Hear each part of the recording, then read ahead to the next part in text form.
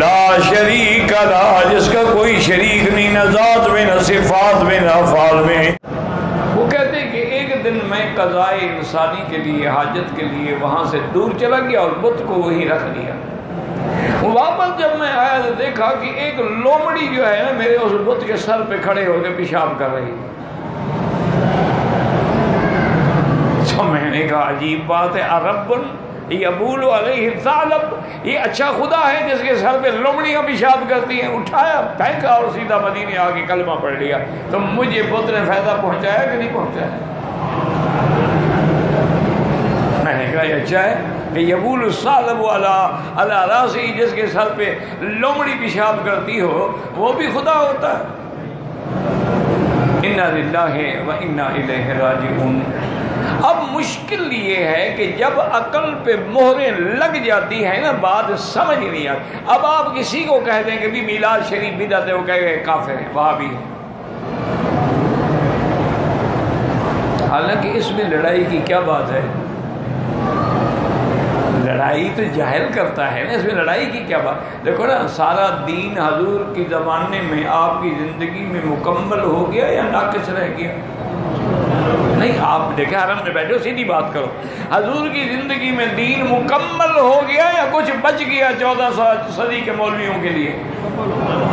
اگر دین مکمل ہو گیا اور حضور نے وضو بھی سکھلا دیا، حتیٰ کہ خلال کرنا بھی سکھلایا کہ انگلیوں کے درمیان میں کیسے خلال کرنا ہے، حضور پاک نے مسح کرنا بھی سکھلایا کہ کیسے آگے سے ہاتھ لے جانے پیچھے اور پھر پیچھے سے آگے لے آنے ہیں، حضور صلی اللہ علیہ وآلہ وسلم نے نماز میں ہاتھ باندھنا بھی سکھلایا، رکوع بھی سکھلایا، سجود بھی سکھلایا، حضور پاک نے وضو کے فرائض بھی بتلائے، غسل کرنے کا طریقہ بھی سکھلایا۔ کیوں؟ دین مکمل ہو گیا، حضور کیوں کیسی چیز چھوڑ سکتے ہیں؟ حتیٰ کہ ایک عورت آئی، بی بی عائشہ فرماتی ہے کہ میں حیران ہو گئی کہ وہ آئی، انہوں نے کہا حضور مجھے آپ یہ بتائیں کہ میرے حیض کے دن جب گزر جائیں تو حیض سے پاک ہونے کا غسل کا طریقہ کیا؟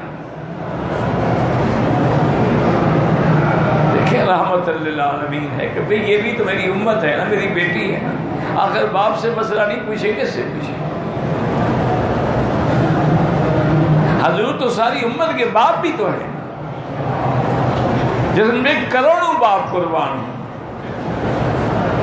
حضور نے فرمایا بیٹی جب تمہارے دن مکمل ہو جائیں، عادت کے پورے ہو جائیں، تو ایک کپاس کا فایا، صاف قسم کی کپاس کا فایا لے کے اس کو اندر رکھ لو تاکہ تسلی ہو جائے دیکھنے کے بعد کہ اس پر خون کا کوئی اثر ہے یا نہیں ہے۔ وہ کہنے لگی اچھا حضور یہ بتائیں اندر کیسے رکھوں؟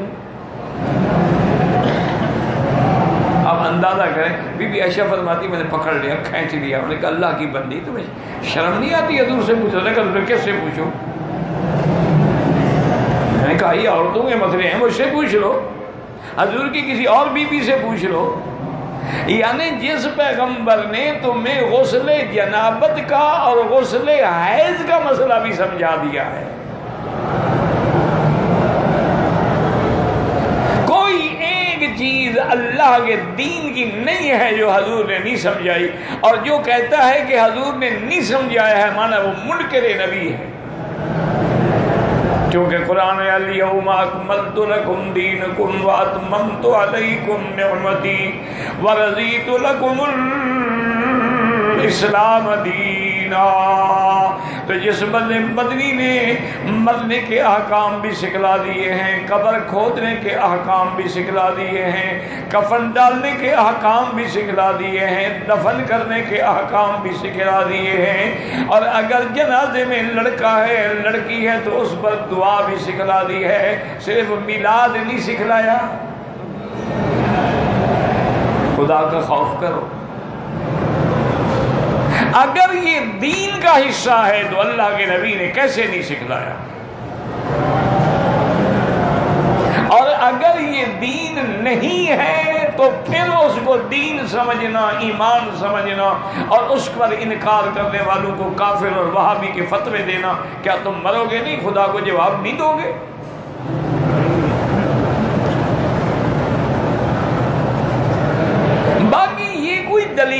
ہوتی کہ کہتے ہو جی ٹھیک ہے لیکن اگر ہم کرتے ہیں تو کام تو اچھا ہی، اگر مگر سے دین ثابت نہیں ہوتا۔